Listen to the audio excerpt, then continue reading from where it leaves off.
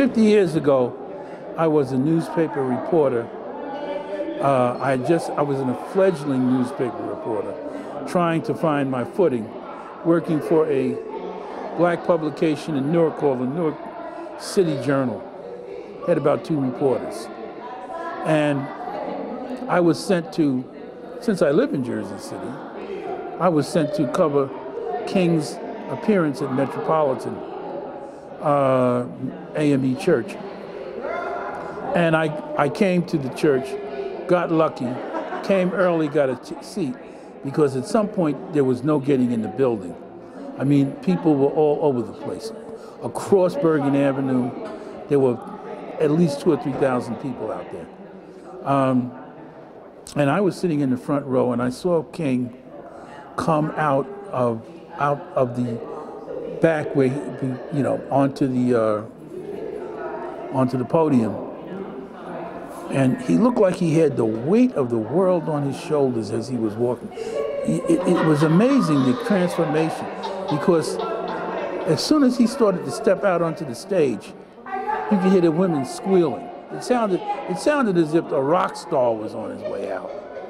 And as he approached the podium, there was this rush of applause and cheers.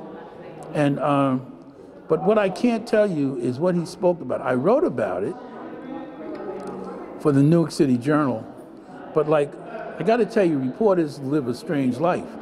You write something and you forget about it because all editors want to know, what have you done for me lately? They only want, there's an old saying, they're wrapping fish about what you wrote yesterday. They want to know what's new today. But I'll never forget the stir he made here. He made quite an impression on the people here.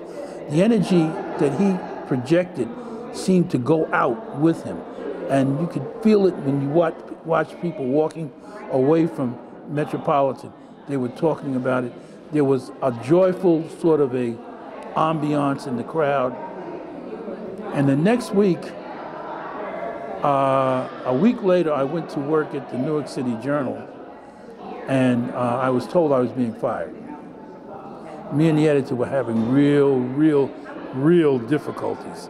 And he decided he didn't want me around anymore. And we got into a bit of an argument about it. And while we're arguing, the telephone rang, and the managing editor picked the phone up and said, "What?" You know, I sort of heard him out of the corner of I saw him out of the corner of my eye.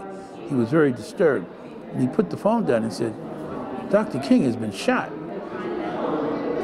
And what? I mean, that stopped the arguments and everything else, because he was on the cusp of doing the Poor People's Campaign at that time.